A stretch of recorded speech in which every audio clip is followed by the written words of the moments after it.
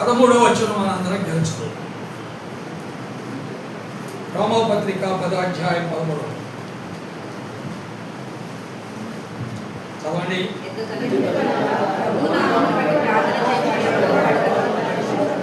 లూకా సువార్త 21వ అధ్యాయం.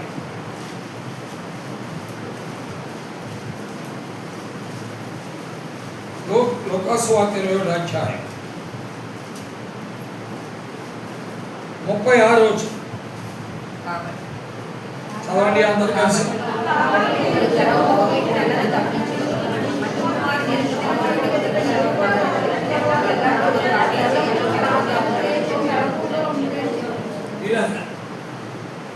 దేవుని వాక్యంలో రెండు విరుద్ధమైన వాక్యాలు చదివారు. రోమపత్రికలో రెండు విరుద్ధమైన వాక్యాల్లో ఒక కామన్ ఫ్యాక్టర్ ఉంది. ఏంటి అదంటే ప్రార్థన చేయటం. ఏంటది? ప్రార్థన చేయటం. అయితే ప్రార్థన చేస్తే చేయడం ద్వారా ఫలితాలు రెండు విధాలుగా ఉన్నాయి, వేరువేరుగా ఉన్నాయి. రోమాపత్రికలో ప్రార్థన చేయవాడు ఎవడో వాడు రక్షించబడతాడు. లూకా సువార్త 21వ అధ్యాయం 36వ వచనంలో ప్రార్థన చేయవాడు ఎవడో వాడు ఆయన ఎదుట నిలబడతాడు. అదైనా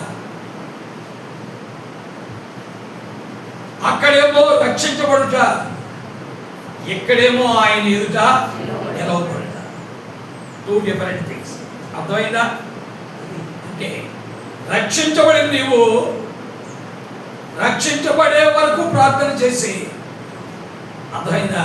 రక్షించబడిన తర్వాత ప్రార్థన ఆపేసాం అనుకో, ఆయన వచ్చినప్పుడు ఆయన ఎదుట నిలబడలేదు.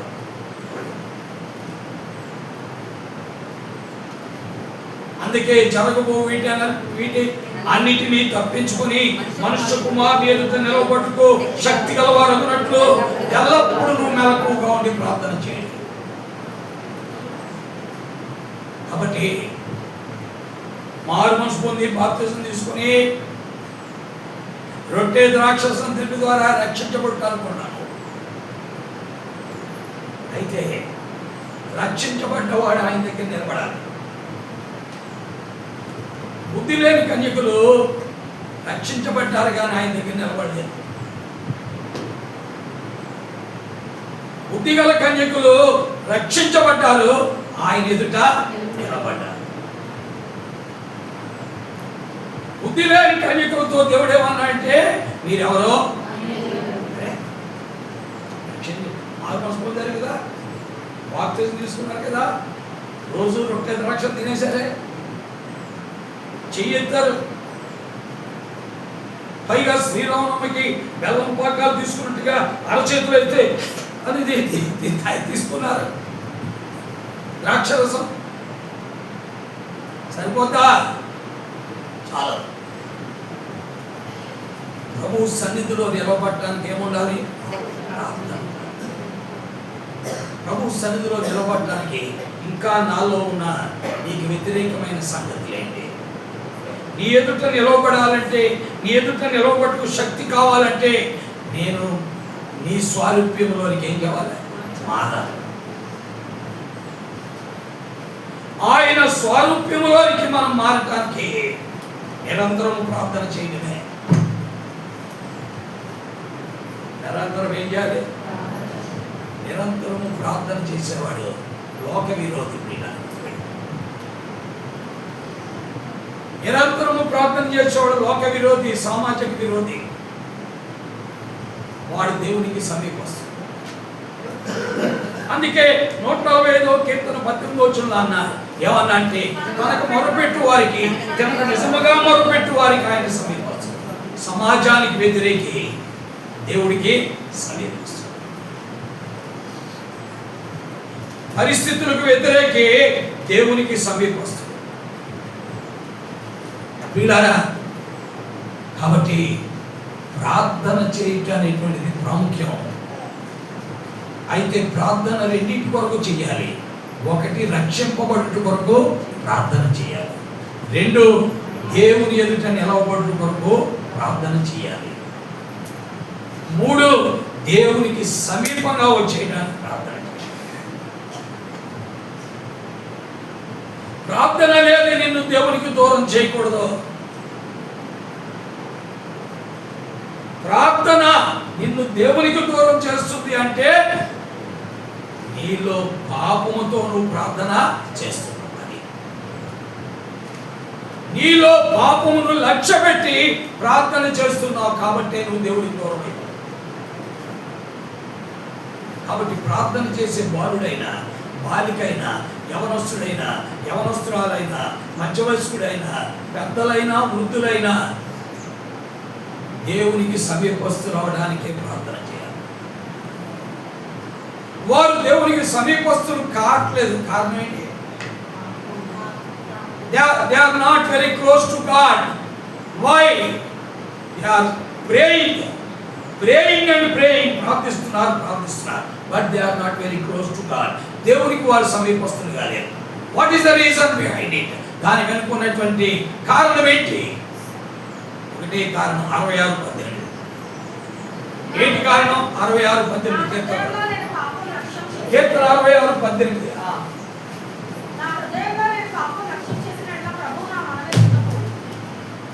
అది that is the reason why these people are not close to God. అంటే వారి హృదయంలో ఒక పక్కన లోకాన్ని పాపాన్ని ప్రేమిస్తున్నారు, అపవాదులు కూడా ప్రేమిస్తున్నారు. ఇంకా చెప్పాలి అడిగే పాటలు మాత్రం గట్టిగా పాడతాం. ఏమనంటే లోకాశలకు లొంగిపోయి చెడిపోయిన పార్టీ, తర్వాత అన్యజనుల ఆచారములు అభ్యసించి దుష్కార్యములు అభ్యసించి చెడిపోతుంది. లోకాశకులు లొంగిపోయి పడిపోయాను, అన్యజనుల ఆచారాలు అభ్యసించి చెడిపోయాను. నీ వాక్యములకు త్రోసివేసి దుష్కార్యాలు చేశాను. ఎన్ని రకాలుగా చూసాను అక్కడ పాటలోనే నీకు వర్తమానం ఉంది. ఏమంటాడు? లోకాశకులకు లొంగిపోయి పడిపోయారు, అన్యజనుల ఆచారాలు అభ్యసించి చెడిపోయారు. నీ వాక్యమును త్రోసివేసి దుష్కార్యాలు చేశారు. చూసారా? కాబట్టి ఇవన్నీ మన జీవితంలో మనం ఏమీ అయిపోయి చాలా వ్యక్తిగతంగా చాలా మంచివాడు అంటే కుదరదు. మనకు మనం మంచోళ్ళు, మనకు కావలసిన వాళ్ళకి మంచోళ్ళు, మన చుట్టూ ఉన్న వాళ్ళకి మంచోళ్ళు, కానీ దేవుని దృష్టిలో మాత్రం కాదు. అర్థమైందా? అందుకే ప్రార్థన అనేది ఖచ్చితంగా చేయాలి. దేనికి చేయాలి? పడిపోకుండా ఉండడానికి, చెడిపోకుండా ఉండడానికి, దుష్కార్యములు చేయకుండా ఉండడానికి. ప్రార్థన అనేది ఖచ్చితంగా చేయాలి. పడిపోకుండా ఉండటానికి, చెడిపోకుండా ఉండటానికి, దుష్కార్యములు చేయకుండా ఉండటానికి. ఇలాంటి పరిస్థితి మనకు కలిగి ఉంటే మనం ఏమవుతామండి? రక్షించబడం. రక్షణ పూర్తయిందా? అవలేదు. రక్షణ పూర్తయిందా? అవలేదు. అందుకనే కదా 13వ అధ్యాయంలో ఏమన్నాడు? ఆఖరి వచనంలో 13వ అధ్యాయం ఆఖరి వచనంలో రోమాపత్రికలో ఒక మాట అన్నాడే. రోమాపత్రిక 13వ అధ్యాయం ఆఖరి వచనంలో ఒక మాట అన్నాడు. ఏమన్నాడు?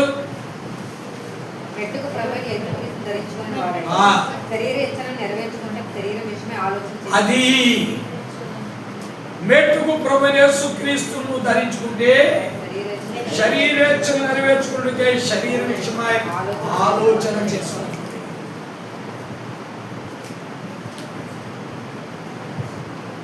అంటే నువ్వు ఆయన ధరించుకున్నావా? ఆయన ధరించుకున్నావు అంటే ఏంటి? రక్షణ ఇంకా పూర్తి కాలేదని. రక్షణ ఆ పై వచనాల్లో ఉంది. అందుకని ఏమంటున్నాడు చదవండి 13వ అధ్యాయంలో.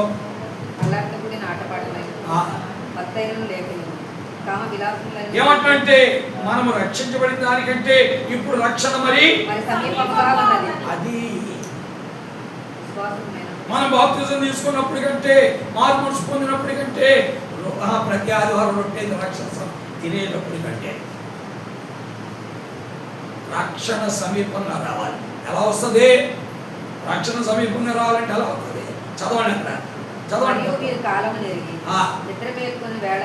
కాలము నెరిగి నిద్ర మేలుకోవాలి. ఏంటది? చదవండి. అలాగే చేయండి. మనం విశ్వాసమైనప్పటికంటే ఇక్కడ రక్షణ సమీపంగా ఉంది కాబట్టి ఏం చేయాలి? రాత్రి చాలా పోయింది. అది అంధకార సంబంధమైన క్రియలను విసర్జించి తేజో సంబంధమైన యుద్ధోపకరణాలు ధరించుకోవాలి.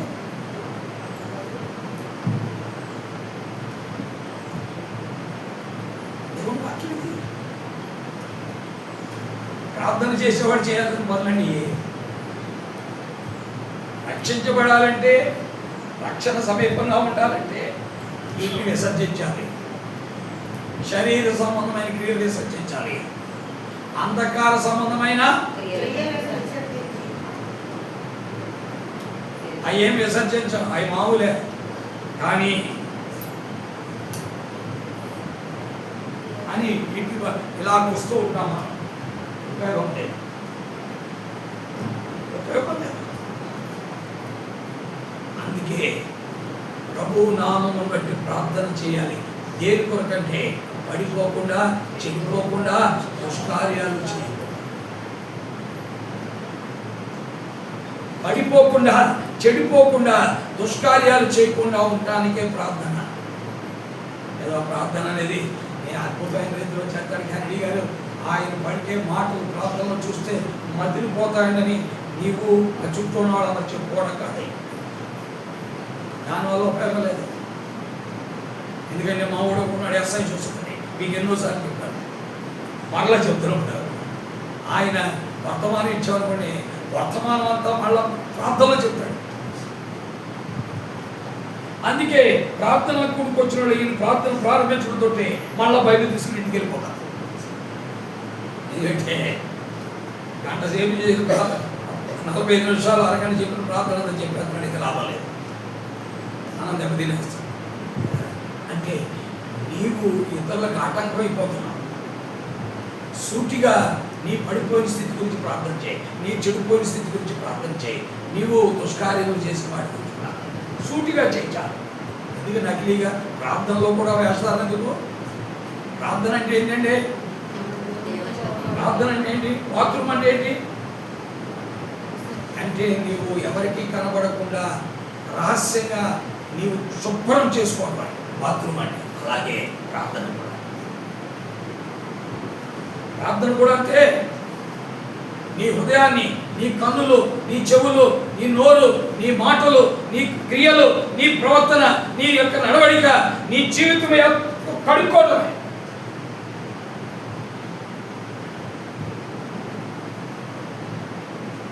మా వాడు జానీయుడు ఉన్నాడు, నేను వాడికి పెద్దబాబు కొడుకు, వాడికి నేను స్నానం చేయించాను.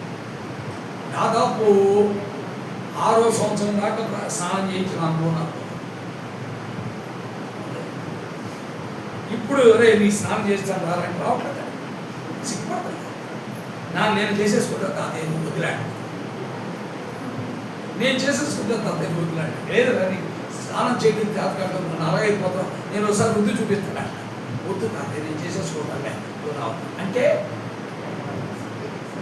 తన శరీరాన్ని తాను గడుపుకోవడానికి మరొకడు చూడకూడదు. అలాంటి మెచ్యూరిటీ ఆఫ్ మైండ్ కలిగిన విశ్వాసులు అయితే నీవు చెడిపోయినా, పడిపోయినా, దుష్కార్యములు చేసిన వాటన్నిటిని నువ్వు ఏం చేసేస్తావు? ఆత్మీయంగా. ఆ బిడ్డ నా సొంత బిడ్డ అయిన వాడు ఏం చేస్తాడు? రావుతాడు, స్నానం చేసి నీ దీప్తం కూడా రావట్లేదు రా అన్నాడు. నేను చెప్పాను కూడా ఒకసారి అలా పోవడానికి, అంటే డెమాన్స్ట్రేషన్ చేసి చూపించింది. దేవుడు అంటే ఏంటి?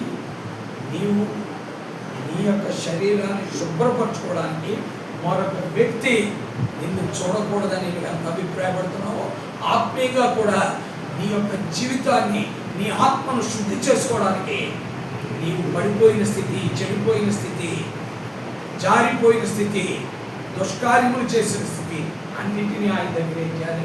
పడుకోవాలి. ఇది చాలా ప్రాముఖ్యం. ఇది చాలా ప్రాముఖ్యం. అందుకే మనం ఏం చేయాలండి? ప్రార్థన చేయాలి. ఇలా కడుక్కున్నవాడు దేవుని ఎదుట నిలవబడుటకై శక్తి గలవాడైపోతాడు. వాడు ఏమైపోతాడు? శక్తి గలవాడైపోతాడు. అది 21:36. లోకాసు వార్త 21:36 ఏంటి చెప్పండి? కాబట్టి జరగబో ఎన్నో జరుగుతుంటాయి. ఇరాన్ మీద అమెరికా వస్తుంది, అమెరికా ఇరాన్ మీద బాంబింగ్ చేస్తుంది, ఇజ్రాయెల్ ఇరాన్ మీద బాంబింగ్ చేస్తుంది. ఇరాన్ వాళ్ళు ఏం చేస్తారంటే అమెరికా మీద బాంబింగ్ చేయలేక దుబాయ్ మీద చేస్తారు, బెహ్రీన్ మీద చేస్తారు, జోర్డాన్ మీద చేస్తారు, అంతేకాదు లెబనాన్ మీద చేస్తారు, అంతేకాదు ఇంకా ఇది అబుదాబి మీద చేస్తారు. ఇప్పటివరకు అమెరికా మీద ఒక బాంబు కూడా వేయలేకపోయాడు.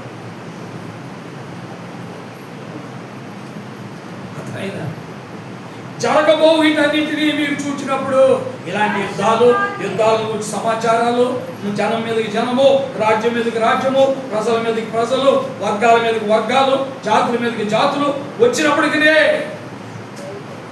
మీరు మాత్రం ఎలా ఉండాలి? ఇలాంటి సమాచారాలు మీరు వింటున్నప్పటికీ, ఇలాంటి పేపర్ వార్తలు మీకు వస్తున్నప్పటికీ మీరు మనుష్య కుమారుని ఎదుట నిలవబట్టుకు శక్తి గలవారగలట్లు. అవి మనకు అనవసరం యుద్ధాలు. మనం అసలు ఇప్పుడు ప్రభు వచ్చేంత అక్కడ నిలబడగలవాలి లేదనేది ముఖ్యం. అంతేగాని ఒకడు మాట్లాడుతున్నాడు ఏమంటాడు? అమెరికా మీద బాంబే స్మాష్ అయిపోయిందండి, ఇంకా వేయాలి, తల కొట్టేయాలి అని అంటాడు. ఏంటి నువ్వు అసలు ప్రభు దగ్గర నిలబడగలవా? వీడికి ఆలోచన లేదు. ప్రభువు దగ్గర నేను నిలబడాలని ఆలోచన లేదు.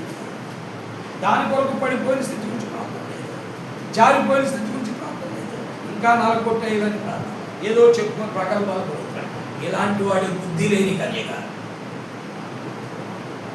ఎలాంటి వాడు ఎవరండి? బుద్ధి లేనివాడు.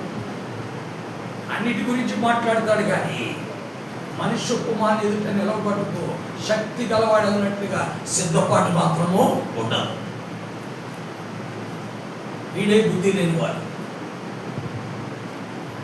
బుద్ధి గలవాడు ఏం చేస్తాడంటే ఆయన ఎదుట నిలవబడటం ముఖ్యం కానీ ఈ సమాచారాలన్నీ మనకు ముఖ్యం కాదు. వీటి గురించి మాట్లాడటం కూడా మనకు ముఖ్యం కాదు. వీటి గురించి తెలుసుకోవడం కూడా మనకు ముఖ్యమో. ఆయన ఎదుట నిలబడటం ముఖ్యం. అందుకే తాను పడిపోయిన స్థితి గురించి, తను చెడిపోయిన స్థితి గురించి, తను జారిపోయిన స్థితి గురించి, తన జీవితంలో ఇప్పటికి 60 ఏళ్ళు వచ్చాయి. ఈ 60 ఏళ్ళలో 20 ఏళ్ళప్పుడు చేసిన పాపాలు, 30 ఏళ్ళప్పుడు చేసిన పాపాలు, 35లో, 40లో, 45లో, 50లో, 55లో, 60లో చేసిన పాపాలని తొప్పుకొని దేవుని కొరకై సిద్ధంగా కడుక్కో.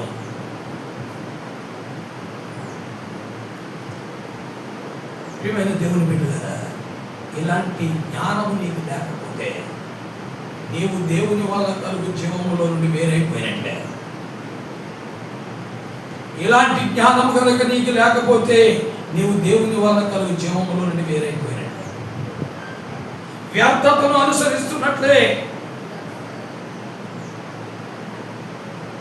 18వ వచనం ప్రకారం నీ మనస్సు అంధకారం అయిపోయినట్లే.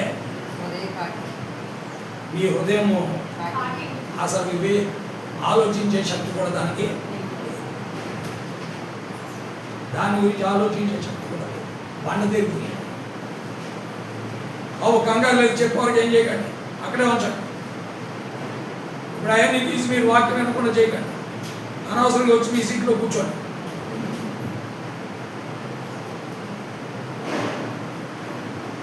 కాబట్టి దేవుని వాక్యం వింటున్న పిల్లలు మన జీవితాలు ఏది ముఖ్యమో అది ఆలోచించాలి.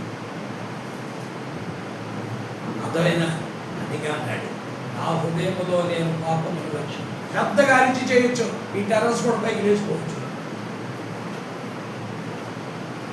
ఉపయోగం ఉంది.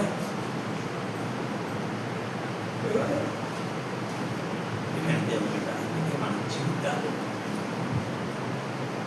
రక్షించబడటానికే ప్రార్థన చేయాలి. దేవుని ఎదుట నిలవబడటానికే మనం ఏం చేయాలండి?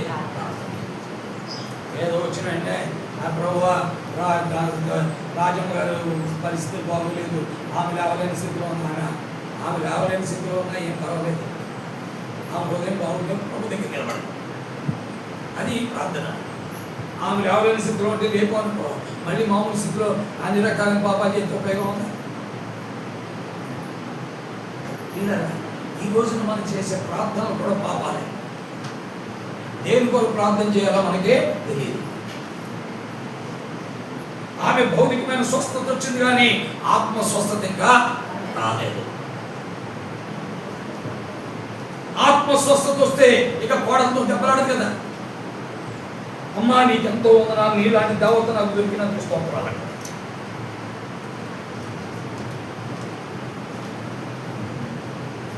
అంటే తేడా ఇంకా జారిపోతున్న స్థితి, పడిపోయిన స్థితి ఇంకా మనం ఏం చేయట్లేదు, ఎరగట్లేదు. మనం ఏం చేస్తున్నాం? ఆమె లేవాలి, నడవాలి అని ప్రార్థన. అసలు విషయాల గురించి చేస్తున్నావా? అంటే మనుషులు మెప్పుకోకు చేసే ప్రార్థనలు కొన్ని, దేవుని మెప్పుకోకు చేసే ప్రార్థనలు కొన్ని. మనుషులు మెప్పుకోకు చేసే ప్రార్థనలు ఏంటంటే వారు లేచి నడవాలి. దేవుని మెప్పుకోకు చేసే ప్రార్థనలు ఏంటంటే ఆమెకి దేన్ని పట్టించుకోకుండా నిన్నే పట్టించుకునేటట్లు చేయి ప్రభువా. ఎందుకంటే నీ ఎదుట నిలవబొట్టుకేమవ్వాలి? శక్తిమంతురాలు. అవగాహన లేదా అంటే ఈనాడు మనం అజ్ఞాన దశలో ఉన్నాం. మన హృదయం ఏమైపోయింది? వంట చేరిపోయింది. మన మనసేమో చీకటమైపోయింది. అందుకే మనం చేసే ప్రార్థనలు ఏమో మనకు తెలియట్లా. అందుకే మనం చేసే ప్రార్థనలు కూడా చాలా వరకు పాపాలే ఉన్నాయి. దేవుని కొరకు ప్రార్థన చేయాలో మనకు తెలియదు. అందుకని వచ్చిన వెంటనే ఒక్కొక్క సాగుడు ఏం చేస్తాడు? అయ్యా ఇలాగ మా ఊరికి కొద్దిగా బలహీనత ఉంది, అనారోగ్యం లే అని అనకూడదు.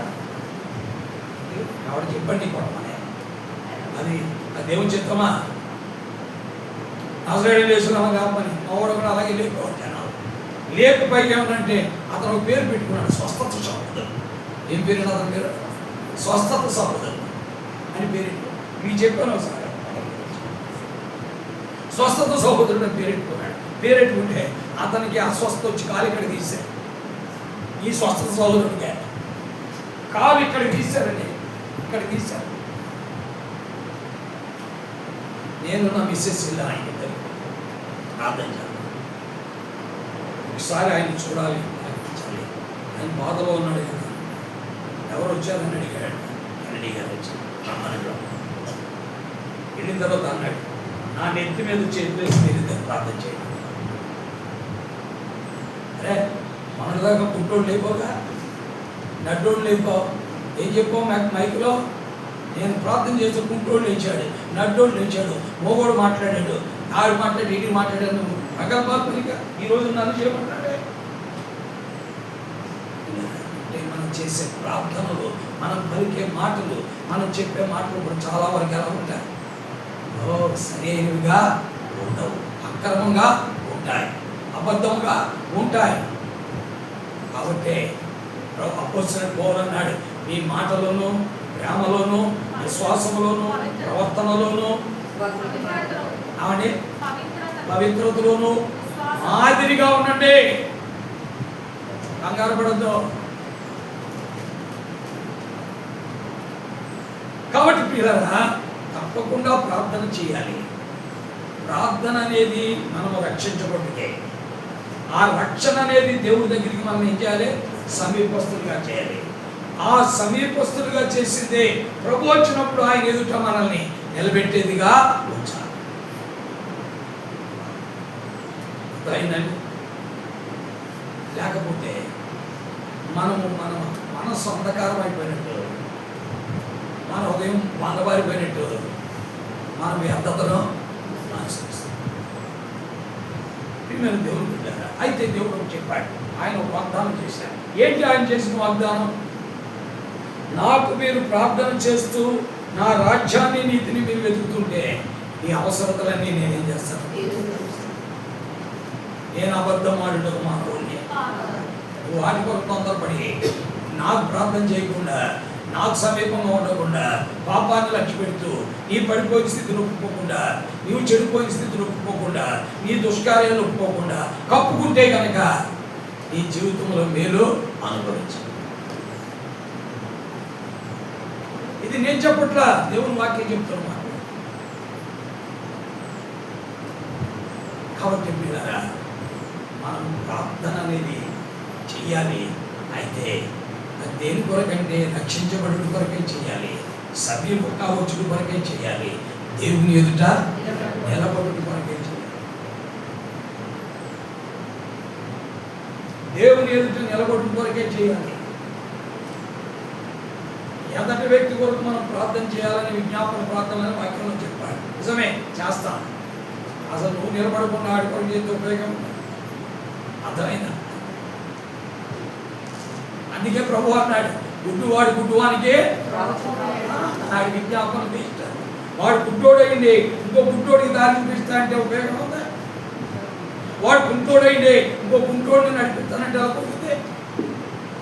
వాడు మోగుడైంది ఇంకొకటి మాట్లాడచ్చు కదా. అందుకే మొట్టమొదట మనలను మనం ఏం చేయాలంటే బాగు చేసుకోవాలి. అప్పుడు ఎదటి వ్యక్తికి మనం ఏమైనా సహాయం చేయాలి. దట్ ఈస్ కాల్డ్ విజ్ఞాపన ప్రార్థన, ప్రేయర్ ఆఫ్ సప్లికేషన్ అంటారు. కాబట్టి మన జీవితాలు అలాగ ప్రభు దగ్గర పెట్టుకొని రక్షించబడుటూ ప్రార్థన చేయాలి. మనం దేవునికి సమీపంగా ఉండడానికి ప్రార్థన చేయాలి. మనం దేవుని ఎదుట నిలబడటానికి ఏం చేయాలి? అయితే ఈ ప్రార్థన చేసేటప్పుడు 3 సంగతులు గుర్తుపెట్టుకోవాలి. మొదటిది, మనలో పాపాన్ని ఏం చేయకూడదు. రెండవది, ధర్మశాస్త్రానికి మన హృదయంలో చోటు ఉండాలి. సామెతల గ్రంథం 25వ అధ్యాయం 9వ వచనం ఏం రాయబడి చదవండి. దేవుని వాక్యంలో మనం చూస్తాం. సామెతల గ్రంథం 9వ అధ్యాయం 28-9. సామెతలు 28. అది నిజమే, రక్షించబడాలని ప్రార్థన చేస్తున్నాం, సమీపంగా ఉండాలని ప్రార్థన చేస్తున్నాం, ఆయన ఎదుట నిలబడాలని కూడా ప్రార్థన చేస్తున్నాం. అయితే ఈ ప్రార్థన చేసేటప్పుడు 66:18 నీలో ఉండకూడదు. ఏంటి 66:18? నా హృదయంలో నేను పాపమును లక్ష్యం చేస్తాను. అసలు రక్షణే ఉండదు. 2, దేవుని వాక్యానికి నీ హృదయంలో చోటు లేకుండా ప్రార్థన చేసిన ఉపయోగం. దేవుని వాక్యానికి నీ హృదయంలో చోటు లేకుండా ప్రార్థన చేసిన ఉపయోగం లేదు.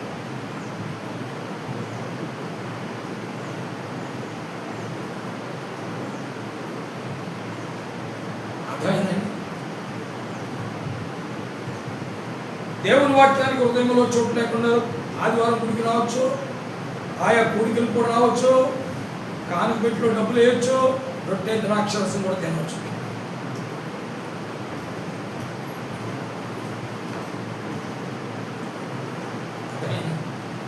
కానీ దేవుడు మన ప్రార్థనలకించి మనల్ని రక్షించి ఆయనకి సమీపస్తులుగా, ఆయన ఎదుట నిలబడే వారిగా చేయాలంటే ఆయన వాక్యము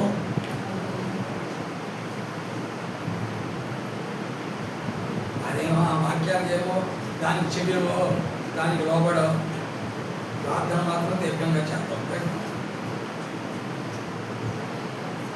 ఏముందా? అందుకే దేవుని వాక్యంలో మనం చూస్తున్నాం, ఆ యోసేపు దేవునికి ఇష్టడైన కారణం ఏంటంటే వాక్యానికి హృదయంలో చూడండి.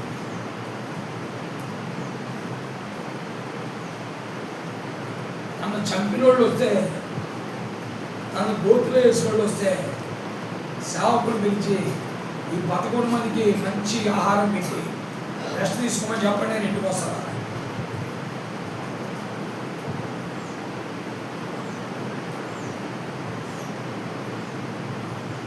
Is man of prayer. అంటే ప్రార్థన ద్వారా, ప్రార్థన చేస్తూ నన్ను కొట్టునోళ్ళని, తిట్టునోళ్ళని, నెట్టునోళ్ళని ఏం చేశాడు? ఒకటి దవడ మీద కొట్టాడు, ఒకటి నడుపెత్తన్నాడు, ఇంకోడేమో మొక్క మీద ఉపేశాడు, ఇంకోడేమో నానా రకాల హింసలు పెట్టాడు. ఈ లోపల నలుగురు కలిసి ఏమన్నారంటే ఇంటి చంపేస్తానికి లాభం లేదన్నా. రే చంపకండి బాబు, జంతువుని చంపి ఈ ఇతని యొక్క చొక్కాని ఆ జంతువు రక్తంలో నుంచి తీసుకెళ్దాం మన నాన్నగారి దగ్గరికి చెప్తాం. ఏమనంటే ఇతను జంతువు చేతిలో చచ్చిపోయాడు, క్రూరంలో చేతిలో అని ఒక అబద్ధం అన్నాడు. అబద్ధాలు ఆడేవాడు, మోసాలు చేసేవాడు, అక్రమాలు చేసేవాడు. వీళ్ళని ఎవరు ప్రేమిస్తారండి?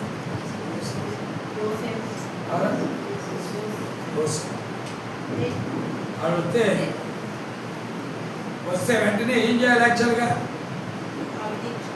సేవకుడు కబరెట్టాలి. ఏమైనా గదిలో పెట్టుకునేమన్నా ఏమన్నా గదిలో పెట్టి ఎన్ని దెబ్బలు కొట్టాలంటే అన్ని దెబ్బలు కొట్టేసి నేను చూసుకుంటాను. ఎదురు తిరిగితే మాత్రం ఒప్పుకోవాలి. నేను చెప్తున్నాను నువ్వు చేయి, నీకెందుకు?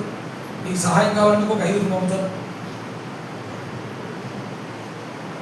అన్నాడా?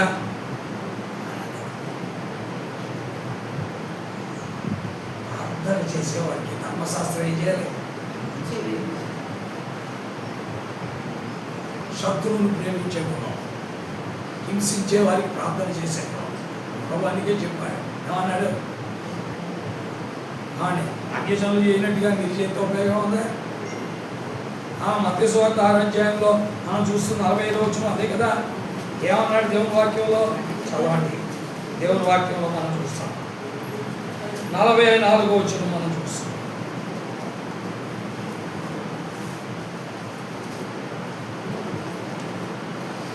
మీరు మిమ్మల్ని ప్రేమించే వారినే ప్రేమించండి, మీకేమి ఫలం కలుగుతుంది.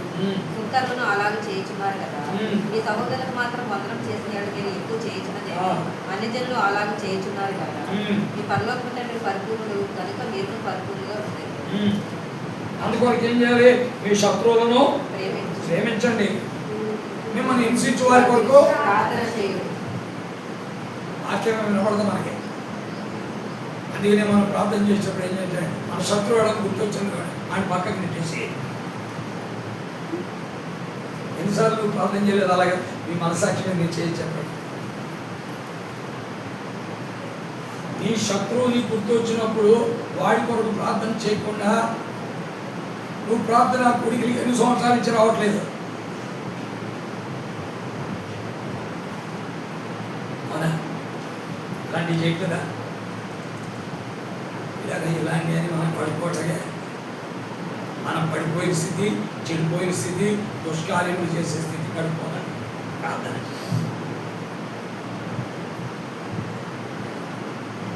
ఎంతసేపు నీ కొరకు చేసుకుంటా, నీ భార్య కొరకు చేసుకుంటా, నీ బిడ్డ కొరకు చేసుకుంటా, నీ కూతురు కొరకు చేసుకుంటా, నీ కొడుకు కొరకు చేసుకుంటా, ఎవరి కొరకైనా కాదు.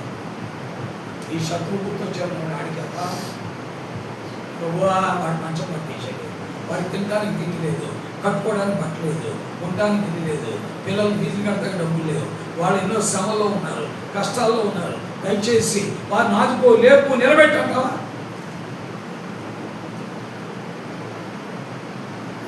మన మనస్సాక్షిని చంపుకొని మన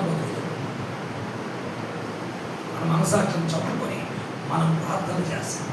భక్తి బయట ప్రదర్శిస్తున్నాం, నటిస్తున్నాం, వేషధారులు లేవు.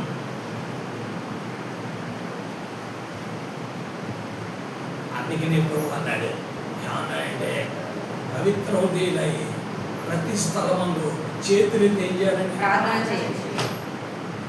ఈ హృదయం పవిత్రంగా లేదనుకో వాడి కొరకు చెయ్యరు. కనికిరమ్మ గారి కొరకు తెగ చేసేస్తాను నేను ప్రార్థన. నాకు విరోధిగా నాగమణి ఉందనుకోండి, నాగమణి తప్పించేసి వెంటనే కోల నాగమణికి వచ్చేస్తాను. ఆ కోల నాగమణి మీద నాకు మరి ప్రేమ ఉంది కాబట్టి ప్రార్థన చేస్తాను. అలాగే నాకు మేలు చేస్తుంది, మాలతి నాకు మేలు చేయడం దుర్మార్గురాలు ప్రార్థిస్తుంది కాబట్టి వెంటనే సునీత మీదకి వెళ్ళిపోతాను. జంప్ అయిపోయిన అక్కడి నుంచి కోల నాగమణి నుంచి సునీత మీదగా, మాలతి మీదగా సునీత మీద జంప్. ఇలాంటివి చేయడం వల్ల దేవుడు మెచ్చుకునేవాడు. అందుకనే ధర్మశాస్త్రం వినబడకుండా చెవులు మూసుకునేవాడి ప్రార్థన అర్థమైనా ఆలోచించు. కాబట్టి నీ జీవితంలో నీ స్థితి, నీ మనస్సాక్షిలు, నీ పాపాన్ని ఒప్పుకో. నువ్వు పడిపోయిన స్థితి నీకు తెలియట్లా. నీ పడిపోయిన స్థితి నీకు చూపించే దేవుని వాక్యమే. అట్లయినా నీ పడిపోయిన స్థితిని చూపించే దేవుని వాక్యమే. నేను మేరీ నిత్యానందం అనే వాళ్ళు సడన్గా మానుకొని ఎక్కడికి పోయిరా. ఆమె ఇప్పటికీ ప్రార్థన చేస్తాను. నా మట్టుకు నేను చేస్తాను. ప్రభు వాళ్ళకి నేనేం కేర్ చేయను. నేనేం వాళ్ళకి నష్టం కూడా కలిగేది. ఇటీవల కొడుకు 2 లక్షలు అడిగితే అప్పు కూడా ఇచ్చాను. పైగా మంచి పనిలో ఉంది. ఎంతో డబ్బులు అవసరం ఆ టైంలో నాకు. ఆ ప్లాస్టింగ్ చేయడానికి, ఎలక్ట్రిసిటీ చేయడానికి, ప్లంబింగ్ చేయడానికి ఇన్ని ఖర్చులు ఉండగా నేను వేరే చోట అప్పు తీసుకొని అతనికి ఇచ్చాను.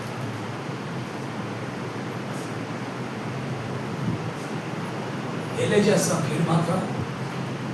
వాళ్ళ నాన్న వాళ్ళ అమ్మకి ఎందుకు మానేశారు మా తినేదాన్ని నువ్వు వచ్చిన డబ్బులు అడితే నాకు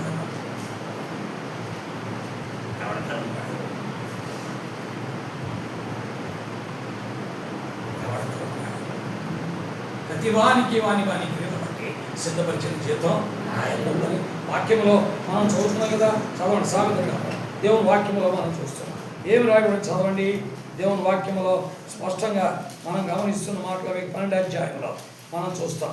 ఏమని రాయబడి చదవండి. 12 సామెతలు ఏమి రాయబడి చదవండి.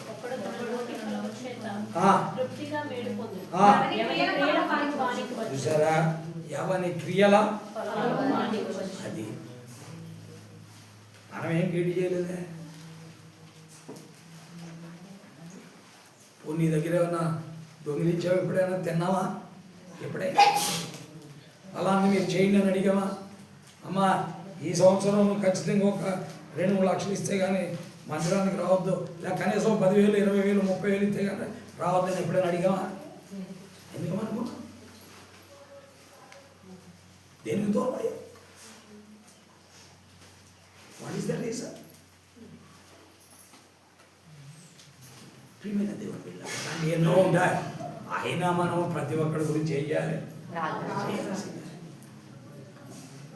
నేను సుశీలమ్మ ఇంటికాడ మీటింగ్ పెట్టినాడు. అమ్మ వాళ్ళు ఎందుకు పిలవలేదు నువ్వు అని అడిగాను. వాళ్ళు కూడా పిలవకపోయాను ఇంటి దగ్గర గుడికి. వాళ్ళు లేరయ్యా, ఊరే లేదు. ప్రియమైన దేవుని బిడ్డ, అందుకే మనం చేసే ప్రార్థనలో పాపాన్ని లక్ష్యపెట్టి చేయకూడదు. ధర్మశాస్త్రం వినపడకుండా చేయకూడదు. అర్థమైందా? 3వది చదవండి దేవుని వాక్యం. యాకోబు పత్రిక ఏమి రాయబడిందో చూద్దాం. 3వది దేవుని వాక్యంలో మనం చూస్తాం. 3వది ఏంటంటే యాకోబు పత్రిక 4వ అధ్యాయం.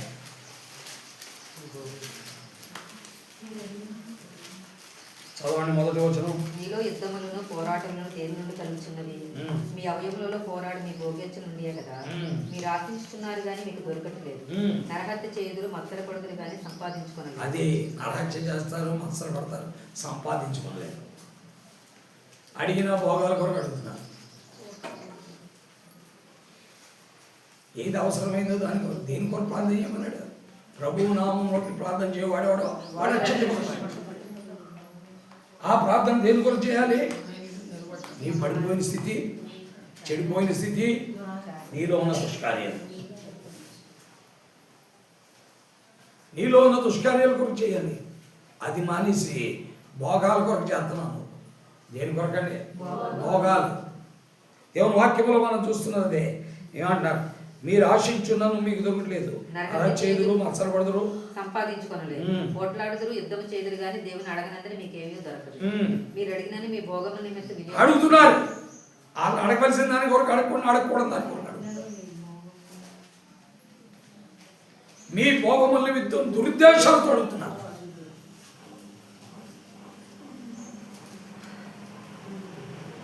ఇలా తప్పు. అన్నిటికంటే ప్రాముఖ్యమైనది ఏంటో తెలుసండి, మనం ప్రభువును కలుసుకోవాలి. 100 కొద్ది ఇప్పటికి నేను దాదాపు కొన్ని వేల ప్రసంగాలు చేశాను. ఒక్కోసారి వాక్యంలో నాకు తెలిసినప్పటికీ ఒక వాక్యమే 10 సార్లు చదివిన ప్రసంగం మారిపోతుంది. అది నాది కాదు, ప్రభుది. అది నాపై శక్తిగా అవుతుంది, ప్రభుది. అయితే ఒకటి ఎన్ని చేసినా మనకు ప్రాముఖ్యమైంది.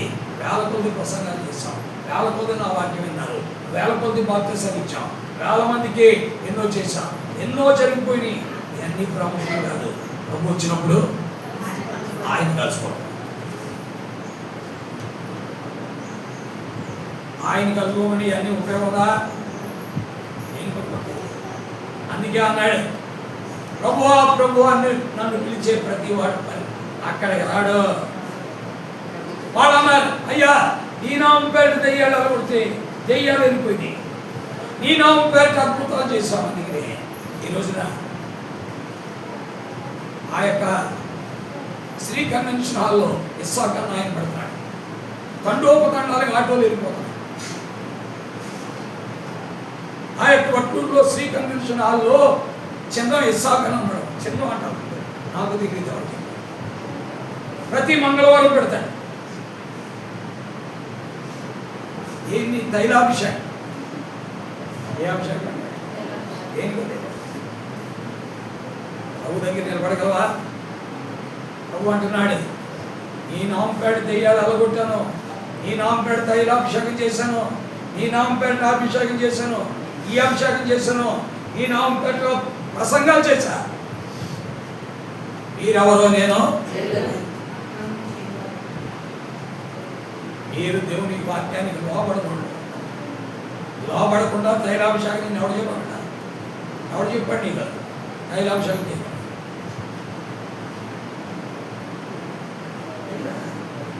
దెయ్యాలు అలగొట్టమని నీకు ఎవరు చెప్పాడు? నీ ఇష్టానుసారం ప్రసంగాలు చెప్పని ఎవడు చెప్పాడు? ఆయన చిత్త ప్రకారమే చేయాలి. ప్రసంగం చేసిన దెయ్యాలు వెళ్ళగొట్టిన ఆయన చిత్త ప్రకారమే, తైలాభిషేకం చేసిన ఆయన చిత్త ప్రకారమే. లేకపోతే దేవుడు ఒప్పుకోడు.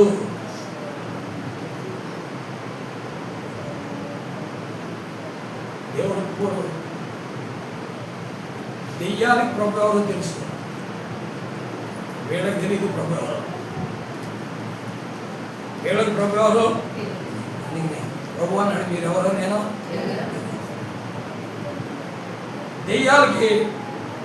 దెయ్యాలకి ప్రభు తెలుసు, ప్రభుకు కూడా దెయ్యాలు తెలుసు, కానీ వీళ్ళు మాత్రం ప్రభుకే తెలియదు. కాబట్టి నీ ఇష్టానుసారంగా నువ్వేం చేసినా ప్రభువు కూడా అర్థమైంది కదా. కాబట్టి పాపాన్ని రక్షించకూడదు, దేవుని వాక్యానికి ప్రముఖ స్థానం ఇవ్వాలి. మూడవది, ఈ లోకం కొరకే ప్రార్థన నువ్వు చేయకూడదు, ఈ లోకాన్ని అనుభవించడానికి చేయకూడదు. ఈ లోకాన్ని అనుభవించడానికి నువ్వు ప్రార్థన చేయకూడదు. నీకు పాపులారిటీ కొరకే ప్రసంగాలు చేయకూడదు, దెయ్యాలు వెళ్ళగొట్టకూడదు, అద్భుతాలు చేయకూడదు. నీ పాపులారిటీ కొరకు చేయకూడదు. ఎవరికూడదు? ఆయన కాబట్టి ప్రభు నామమును బట్టి ప్రార్థన చేయాలి, వాడే రక్షించబడతాడు. ప్రభువు నామమును బట్టి ఎల్లప్పుడూ ప్రార్థన చేయాలి, వాడే దేవుని ఎదుట. కాబట్టి మనం రక్షించబడటానికే ప్రార్థన చేయాలి, మనం దేవునికి సమీపంగా ఉండటానికే ప్రార్థన చేయాలి, మనం ప్రభు ఎదుట నిలవబడుటకు శక్తి గలవారు అవుతుపోయే ప్రార్థన చేయాలి. అంతేగాని మన ఇష్టాలు నెరవేర్చుకోవడానికి, భోగాల కొరకు, లేకపోతే దేవుని వాక్యాన్ని వినకుండా ప్రార్థన చేయటం, లేక పాపాన్ని లక్ష్య పెట్టి ప్రార్థన చేయకూడదు. అర్థమైందా? ఇలా ఇది నా వాక్యంగా దేవుని వాక్యం, దేవుని మాటని దేవుని కొరకు. ఒక ఆమె 40 రోజుల నుంచి భోజనం చేయకుండా వెళ్ళిపోతుంది. ప్రతిరోజు మేము ఎక్కడో చోట భోజనం పెడతాం. 40 రోజులుగా మేము ఒక్కరోజు కూడా భోజనం చేయట్లేదు, వెళ్ళిపోతాం. ఎందుకు చేయట్లేదు అని అడిగి ఉపవాసం చేస్తున్నాం కాదు. దేనికి ఉపవాసం?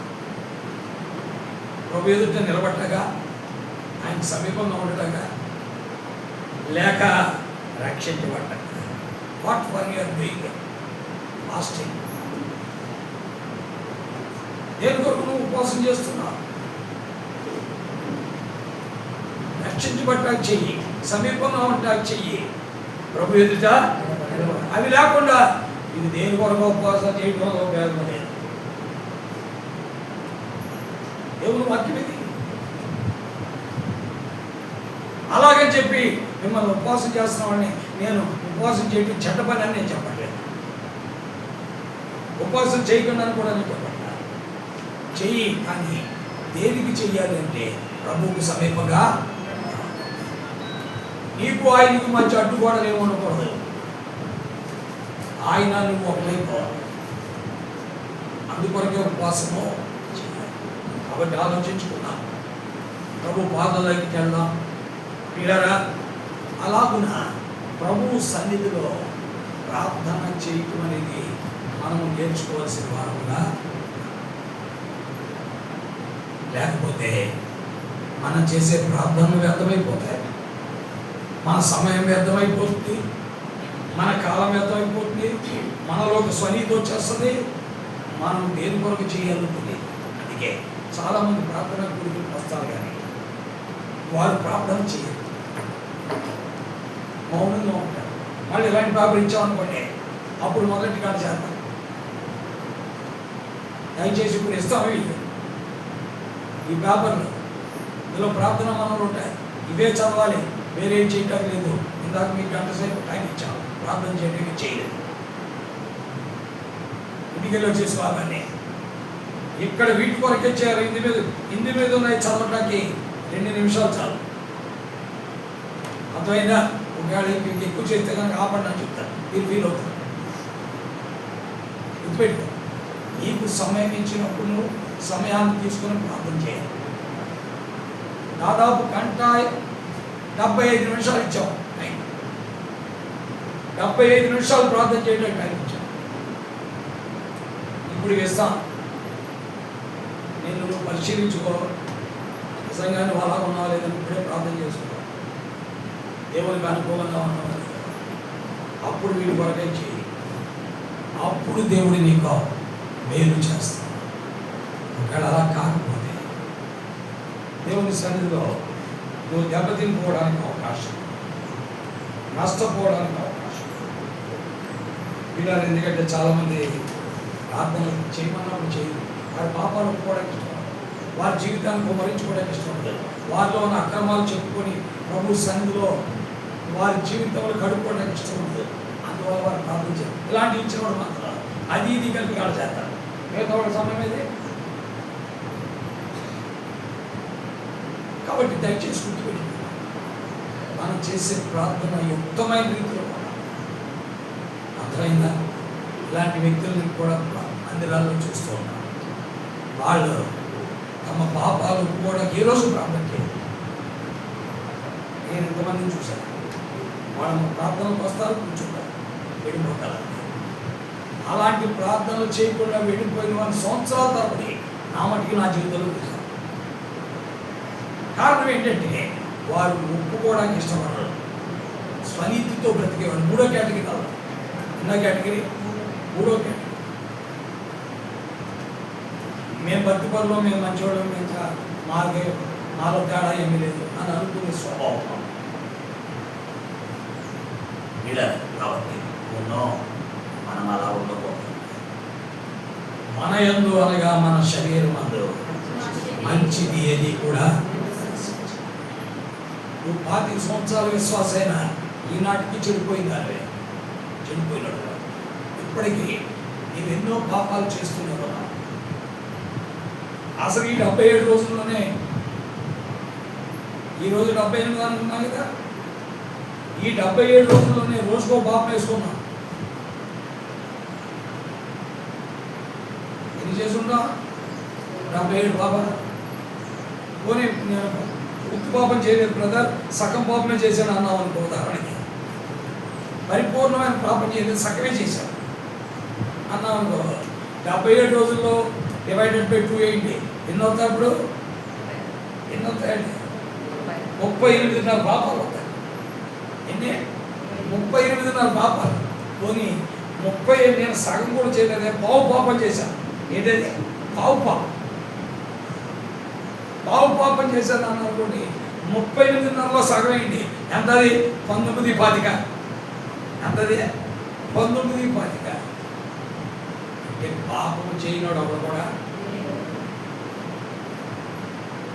ఇలా మనల్ని మనం అప్పగించుకున్నప్పుడు మన స్థితి మనకు అర్థమైపోవాలి.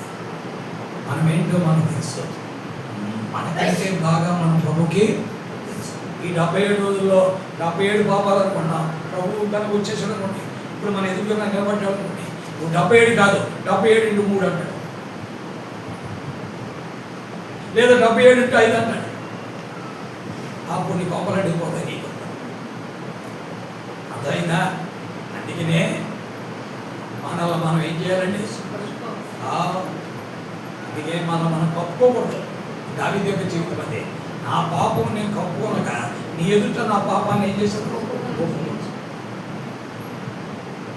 కాబట్టి అలాగున దేవుని సన్నిధికి మనము వెళ్ళవలసిన వారు. ప్రార్థిస్తాం. భోజనం అయిపోయిన వెంటనే మళ్ళీ ఇక్కడ కూర్చుందాం, ప్రార్థన. లేదండి మేము మధ్యాహ్నం నుంచి పడుకోకపోతే ప్రార్థనలు చేయలేరు, నిద్రపోతాయి కదండి. మీకు మేము నిద్రపోకుండా చేసేది మేము ఉన్నాం కదా. కాబట్టి మీరేం కాకండి, వచ్చి ప్రార్థన చేయడానికి సిద్ధంగా ఉండండి. ప్రార్థిస్తాం. పరిశుద్ధులైన మా తండ్రి, ప్రేమ కలిగిన మా దేవా, ఈ ఘనమైన ఉన్నతమైన నామం కొరకై మీకు వందనాలు. మేము నీతిమంతులము కాదు తండ్రి. నిన్ను బట్టి, నీ రక్తమును బట్టి, నీ శిలువ త్యాగాన్ని బట్టి మేము నీతిమంతులుగా తీర్చబడ్డాం. కానీ వాస్తవానికి నీతి లేని నీచ బతుకులు మారి మేము అప్పుడప్పుడు పాట కూడా పాడుతున్నాం, నీతియే లేని నీచ బ్రతుకులని. మమ్మల్ని మీరు కనికరించండి. మా ప్రార్థనలు అనేక పర్యాయాలు పాపాలుగా ఉన్నాయి, క్షమించండి. దేని గురించి ప్రార్థన చేయాలో తెలియని వారిగా ఉన్నాం, మా జ్ఞాన దర్శనం కరుణించండి. దేని కొరకు ప్రార్థన చేయాలని మీరు కోరారో వాటి కొరకు ప్రార్థన చేయలేని మందమతులం దయతో మా ప్రార్థనలను క్షమించండి. మేము ప్రార్థన చేసినా మా స్వలాభం కొరకు ప్రార్థిస్తున్నాం, మా స్వలాభాపేక్షతో ప్రార్థిస్తున్నాం, మా స్వలాభం కొరకే మేము మీ ఎదురుకు వస్తున్నాం, మా స్వలాభం కొరకే నిన్ను వెంబడిస్తున్నాం, మా స్వలాభం కొరకే నీ సన్నిధిలో ప్రార్థిస్తున్నాం. అనేక సార్లు నిన్ను ప్రేమించిన గుణం మాలో ఉంది, మా విరోధుల కొరకు ప్రార్థన చేయని గుణం మాలో ఉంది, మా శత్రువుల కొరకు ప్రార్థన చేయని గుణం మాలో ఉంది, అక్రమస్తుల కొరకు ప్రార్థన చేయని గుణం మాలో ఉంది, మమ్మల్ని కొట్టిన వారి కొరకు, తిట్టిన వారి కొరకు, నెట్టిన వారి కొరకు ప్రార్థన చేయని గుణం మాలో ఉన్నది. అనేక సార్లు మా జీవితాల్లో తండ్రి మేము నిన్ను అనుసరించలేకపోతున్నాం. మీరు లూకాసు సువార్త 23:34లో తండ్రి వీరేమి చేయుచున్నారో వీరిరువురు వీరిని క్షమించమని ప్రార్థించారు. అది మాలో లేదు తండ్రి, మాలో లేదు. నిన్ను సిలువకు అప్పగించిన పిలాతు కొరకు ప్రార్థించావు, నిన్ను సిలువేయను కేకలు వేసిన వారి కొరకు ప్రార్థించావు. నువ్వు సిలువ మీద నుండి దిగి నిన్ను నువ్వు రక్షించుకొని మమ్మల్ని రక్షించుకొని చెప్పిన వారి కొరకు ప్రార్థించావు. నిన్ను హేళన చేసిన వారి కొరకు ప్రార్థించావు, అపహాస్యం చేసిన వారి కొరకు ప్రార్థించావు. అన్న కైప అనబడే ప్రధాన యాజకుడు కొరకు, ప్రధాన యాజకుడు మాంగారు కొరకు ప్రార్థించావు.